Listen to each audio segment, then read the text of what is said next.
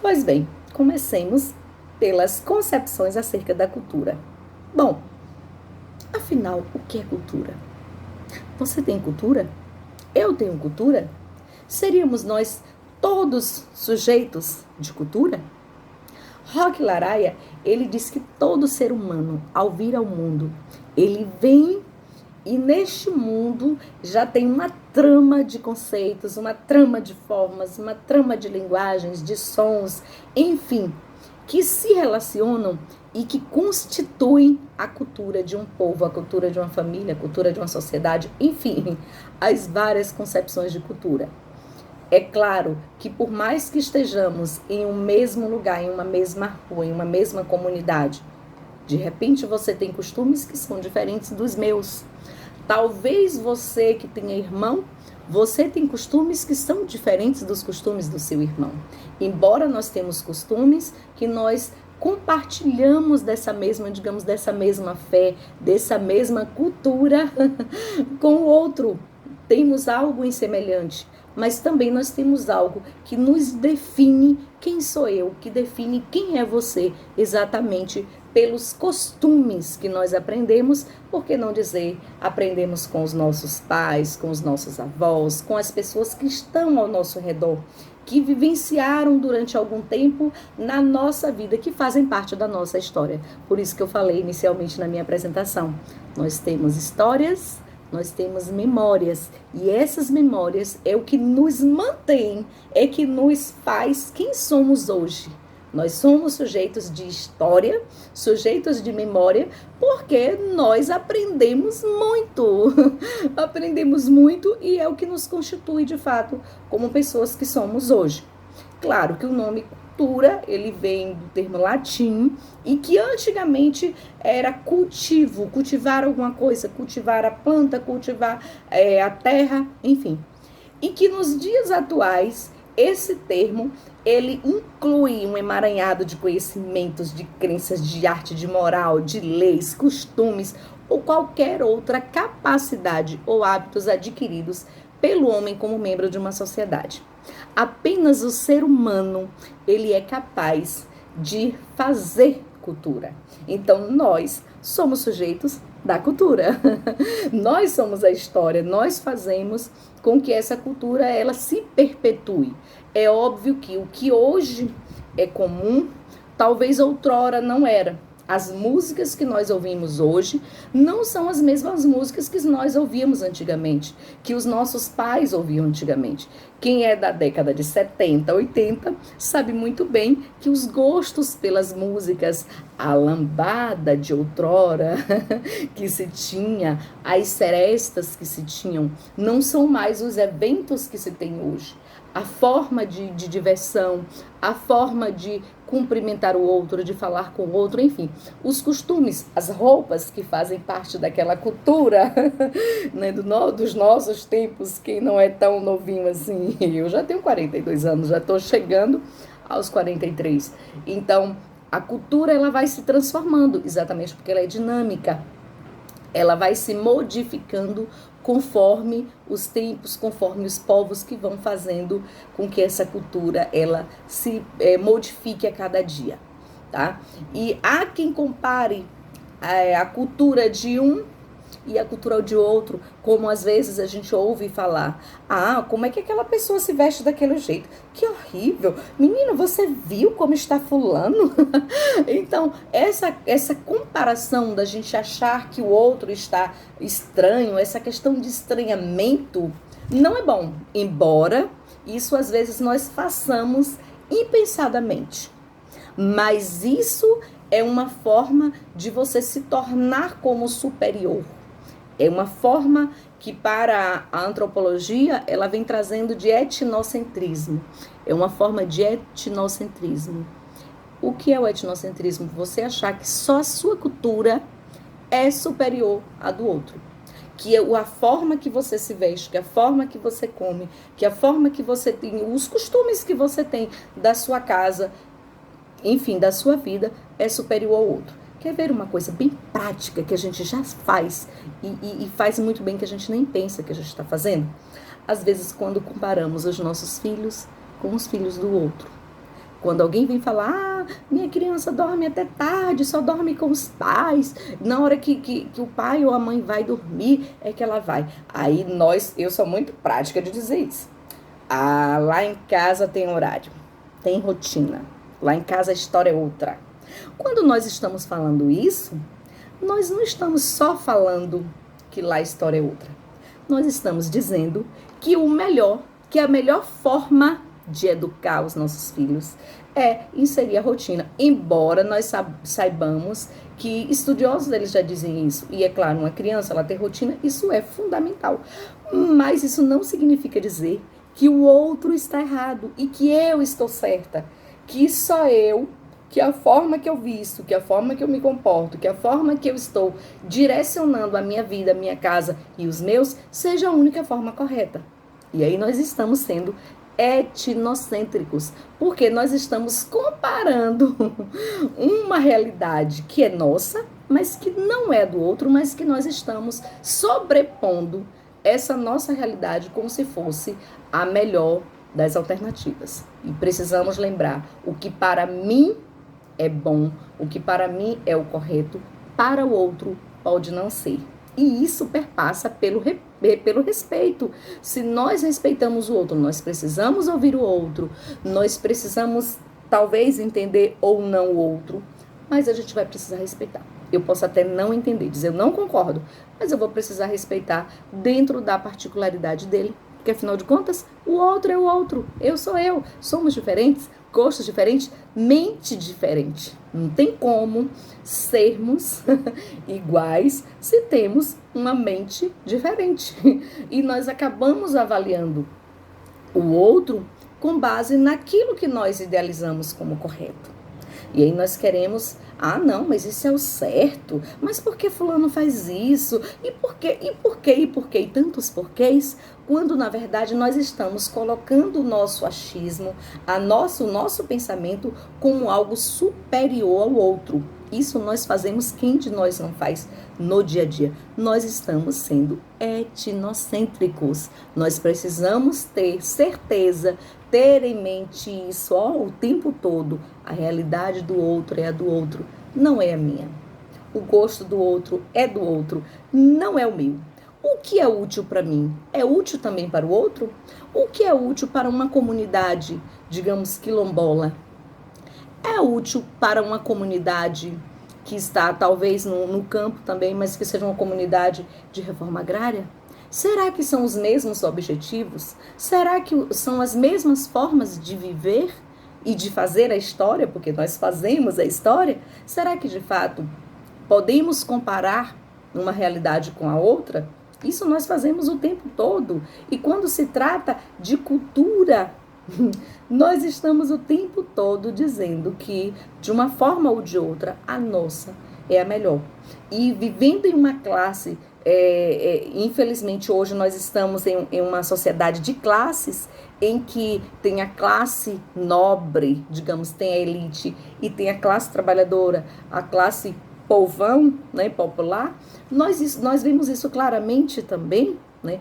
Ou por que não dizer as escuras, em se tratando de concepções quilombola, mas adentramos, brincadeiras à parte. Mas nós vemos isso claramente na forma dessa cultura se perpetuar, a cultura elitizada. O que é bom para uma elite ouvir, digamos assim, né? Para alguém da elite ouvir, assistir a um concerto, ora que aqui no interior não tem concerto musical, mas certamente que uma senhora, madame, não iria para um pagode. Certamente é bem provável que não ia curtir um paredão, como se tem muito hoje. Isso é muito comum entre a classe popular, entre a população, digamos assim, que não faz parte da elite, a classe trabalhadora, que aí o Karl Marx ele vem falando, né, que existem as duas classes sociais, a elite, a classe dominante, e vem a classe trabalhadora, que é o povão, que é quem trabalha para manter essa elite no poder. E aí a gente vai vendo que a forma de se perpetuar a cultura para a elite não é a mesma forma para o povão. Certamente é muito raro, claro que hoje em dia tem algumas escolas, digamos assim, que oferecem balé, na escola de balé, mas quem é que vai se matricular em uma aula de balé? Certamente alguém que tenha um poder aquisitivo mais ou menos, claro que hoje, em alguns casos, um aperta daqui, outro aperta dali, e você consegue manter, digamos, talvez uma pessoa de baixa renda consegue manter uma criança em uma escola de balé, e vai pro jiu-jitsu, vai para a natação. Quem é que vai para essas outras atividades se não tiver um recurso a mais para poder pagar? E aí a gente vai dizendo que não, que hoje é tudo, porque todos têm direito. Nós sabemos que todos têm direitos, mas de fato os costumes são diferentes. Numa sociedade de classes, manda mais quem tem mais, infelizmente. Então, certamente que uma senhora, madame, digamos assim, da elite, como eu falei, ela não vai querer ir para um pagode. Nossa, que coisa! Ela vai assistir um concerto musical. Vamos pensar, alguém que está na capital vai querer ir para a periferia, fazer o que na periferia? Afinal de contas, quem mora lá, será que é elite? Né? E aí a gente vai pensar que, de fato, nós estamos em uma sociedade de classes excludente, perversa, e que em todos os campos ela vem mostrando isso, a diferença, a divisão de classes. Então, um concerto musical, assistir a algo diferente, digamos assim, do popular. E o que é que faz parte da cultura popular? Aquilo que nós já temos no dia a dia, que é para todo mundo. Que nós vamos, se a gente for observar na Bahia, nós temos grandes manifestações culturais, e aí vem trazendo como manifestações culturais, não vem trazendo como uma cultura erudita. Quem fala em cultura erudita? Cultura erudita é para a elite. Fala em manifestações populares e manifestações culturais, onde seja o pobre, seja o rico, ele tem acesso. Claro que o pobre tem um acesso. Carnaval, vamos pensar no carnaval. Carnaval de Salvador, todo mundo tem acesso. Mas quem é que vai para pipoca? Dificilmente nós vamos ver um barãozinho indo para pipoca. Certamente ele vai ter lá o camarote dele, ela vai ter o camarote dela, que pagou, né, da Ivete Sangalo, de não sei quem mais lá, e vai estar curtindo a sua festa, o seu carnaval. Estão no mesmo espaço? Não estão no mesmo espaço. Mas o carnaval é para todo mundo. Sim, quem é que está nos blocos mais caros? Mas tem aquele pobre que divide não sei quantas parcelas. Ok. Às vezes paga o ano todo, passa o ano todo pagando. Mas a gente vai ver que esse patamar de pagamento, ele acaba se estendendo durante o ano todo, e talvez se ele fosse fazer qualquer outra coisa para ele seria até melhor. Mas enfim, cada qual com a sua cultura. Não é, a meu ver, uma coisa. Viu aí como a gente é etnocêntrico? Mas enfim, aí nós vamos para o carnaval. Tem lá o bloco, muito caro, e que quem pagou, né, pagou a banda para poder estar lá curtindo, enfim. Mas quem é que está sustentando a diversão do bloco de carnaval? A classe trabalhadora, que está segurando a corda, é o cordeiro que está lá, segurando a corda, recebendo mal, dormindo mal, enfim. Né? Não tendo uma condição de vida tanto quanto gostaria, mas para garantir o sustento da pequena necessidade, que eu não vou dizer nem muita, mas de uma parte da necessidade da sua casa, em prol de uma diversão, da garantia da diversão de uma elite. E aí a gente vai ver, o espaço é para todos, o carnaval, por exemplo, ele é para todos, mas de fato, como é que esses todos, eles estão ali nesse contexto? De fato, esse contexto que estão inseridos, vamos pensar na Avenida 7, vamos pensar na Barra, esse contato que eles estão tendo lá, essa vivência que eles estão sendo lá. Como são essas relações? São relações de todo mundo a mesma está no mesmo patamar? Certamente que não. Né? E se a gente for analisar criticamente, Nada contra, cada qual com seu cada qual, né? Cada qual com seu cada qual. Mas pensemos criticamente acerca do que a gente diz que é para todo mundo. São manifestações culturais, é o folclore que vem aí como uma manifestação cultural. Não fazendo parte da cultura erudita, faz parte da cultura popular. Ela não é digna de valoração, por quê? Ela não é digna de valoração porque todos têm acesso. Então, todos têm acesso às lavagens que se tem, que se propagam, né, aos carnavais, a tudo isso que faz parte da cultura, né, os festejos juninos, enfim, eles vêm nas concepções de manifestações culturais e não como parte de uma cultura erudita, porque cultura erudita é aquela cultura rebuscada, é aquele algo diferente que nem todos têm acesso. Uma visita a um museu, quem é que tem acesso a uma visita a um museu para ver uma obra caríssima, uma obra talvez, né, da Tarsila, do Van Gogh, de todos esses artistas, né, que fizeram grandes nomes nas artes plásticas e em outras artes. Então a gente vai ver que a divisão de classes, ela não está em um espaço específico econômico, ela também está na cultura. Nessa divisão de o que é do rico, de como é que se produz cultura, né? Houve uma música internacional, houve uma coisa diferente, já a classe popular não. Vamos né, de música popular.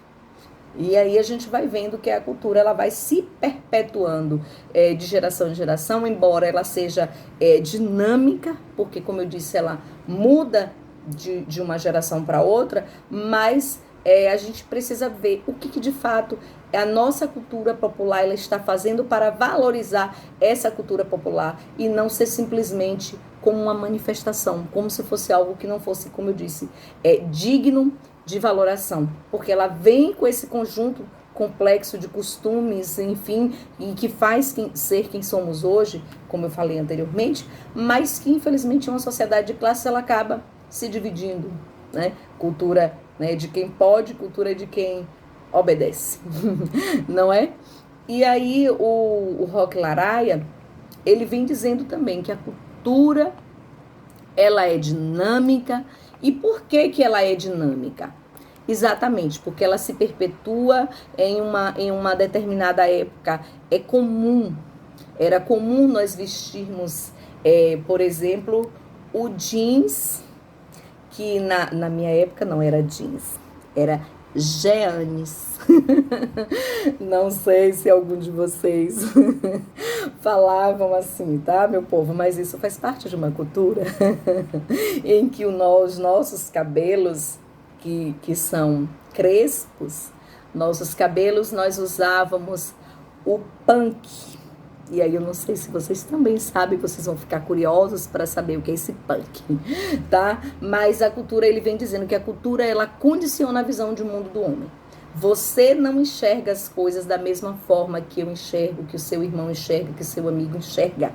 E aí ele vem falando que a cultura é como uma lente que o homem vê. Eu estou vendo com os meus óculos algo que, se você colocar os mesmos óculos, você não vai conseguir enxergar o que eu estou vendo. Você não vai ver da mesma forma. Você pode até ver o mesmo objeto. Eu estou aqui olhando para a câmera, ok. Mas você vai ver algo a mais. Talvez você veja o desenho que tem lá na luminária. Talvez você veja o detalhe do brinco, olha para o brinco da prova. Você viu algo a mais, tá? Então é nesse sentido. Ele diz que a cultura ela condiciona a visão de mundo do homem, porque cada um vê de uma forma. Ok? Ele fala também que a cultura interfere no plano biológico. E aí eu vou te dizer por que a cultura interfere no plano biológico. Observe bem. Você está lá com uma dorzinha de barriga e alguém te diz que o chá de erva cidreira é bom. Ok. Quantos de nós nunca tomamos um chazinho para passar uma dor? Mas o chá de erva cidreira é bom por quê? Alguém te explicou por que ele é bom? Nós aprendemos com os nossos pais, que aprenderam com os nossos avós e que aprenderam com os bisos deles, né? E por aí vai. Que era bom. Eu nasci, me criei na comunidade do campo, eu já disse para vocês, e eu aprendi muita coisa, que os chazinhos, né, as plantas medicinais. Mas quem deles me disse por quê? Não disse. Aí faz igual o Chico, não sei, só sei que foi assim, que eu aprendi com meu pai, que eu aprendi com a minha mãe, não é? E nós tomamos aquele chá. E se nós crermos que vai ficar bem, que não vai sentir nada, de fato não vai sentir nada. Então isso perpassa pela cultura, perpassa pela interferência no plano biológico. E aí vocês vão ver no livro que eu deixei como indicação, o de Roque Lara é esse que eu estou mencionando, e ele vem dizendo que existem comunidades tribais que creram, né, existiram algumas comunidades e ainda existem algumas comunidades que creram que se visse digamos, viu a alma de fulano que morreu, pronto, se prepara que vai morrer, não é? E acaba colocando isso na mente e acaba de fato morrendo. Eles vêm trazendo também a discussão das doenças psicossomáticas. O que são as doenças psicossomáticas? Imagine que uma pessoa está com depressão. Uma pessoa com depressão, ela acha que a pessoa que vem alguém, pega ela e fica naquela agonia, né? Olha, ele viu, ninguém gostou de mim, e é toda essa agonia, né, quem já teve ou quem já tem pessoas próximas e que tem esse tipo de doença psicossomática, sabe como é que fica? Poxa, mas o que é isso? Não tem ninguém. Imagine que eu estou aqui, estou sozinha e eu ficasse, ai meu Deus, eu estou ouvindo uma voz. Eu não estou ouvindo a voz de ninguém, eu estou ouvindo apenas a minha voz. Não é? Então, se eu cresce que tinha alguém e que tem alguém aí e que eu vou morrer e que alguém vai me pegar e eu estou com frio e que está se aproximando de mim, isso certamente eu ia desmaiar. Ia chegar a hora que eu ia dizer, ai meu Deus, alguém me pegou e já foi. Né? Então vocês vão ver no livro que tem vários exemplos que o Roque Laraia ele vem dizendo por que a cultura ela interfere no plano biológico. Ele diz também que a cultura, os indivíduos, eles não participam todos de uma mesma cultura. Eles participam diferentemente de sua cultura. Eu falei para vocês que eu tenho 42 anos e que quem é da década de 70 e 80 certamente sabe de muita coisa. A gente usava passadeira, que hoje é chamada de tiara, tá? Então tem uma série de coisas. E que nós tínhamos, os nomes, né, mudam, né? As palavras elas mudam, têm os mesmos significados, mas olha, eu conhecia a tiara pela passadeira. O brinco era argola, hoje é brinco. Né? A corrente a corrente que eu tinha antigamente, a volta que eu usava no pescoço, hoje é um colar. Então muda muita coisa, não é?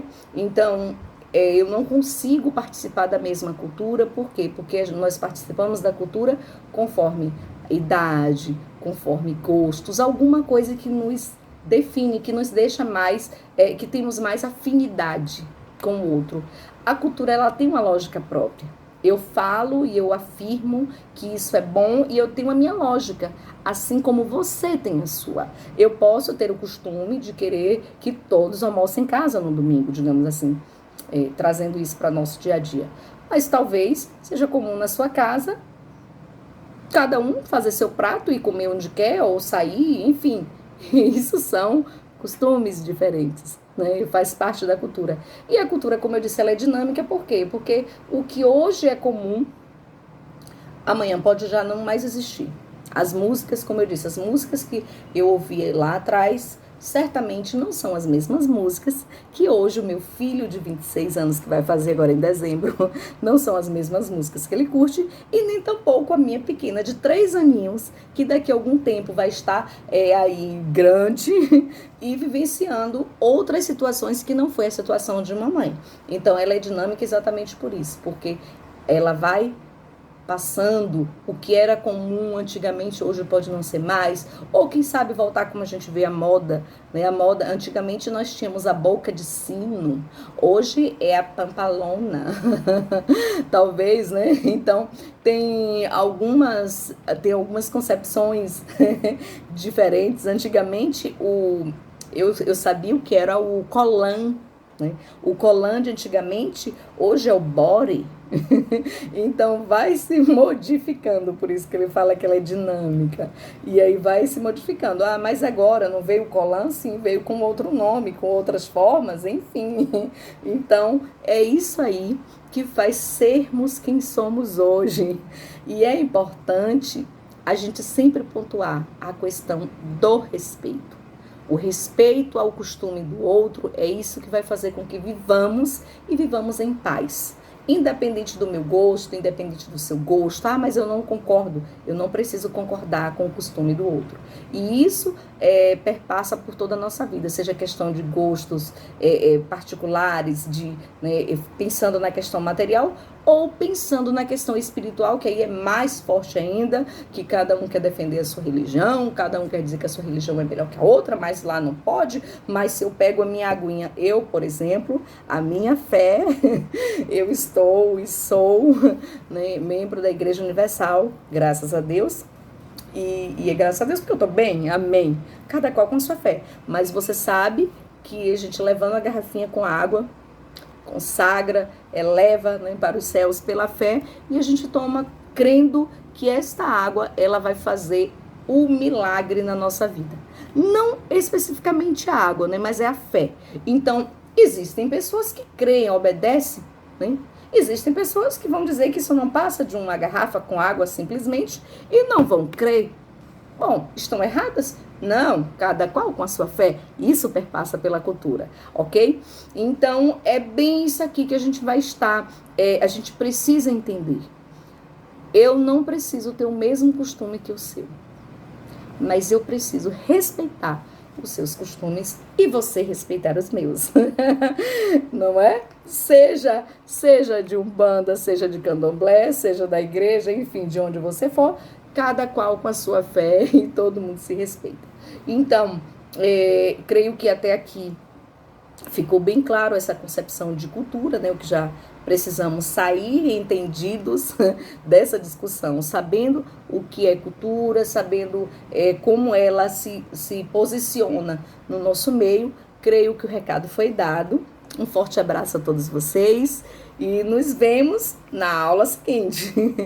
Teremos algumas atividades, eu vou estar também disponibilizando para vocês. E no mais, estou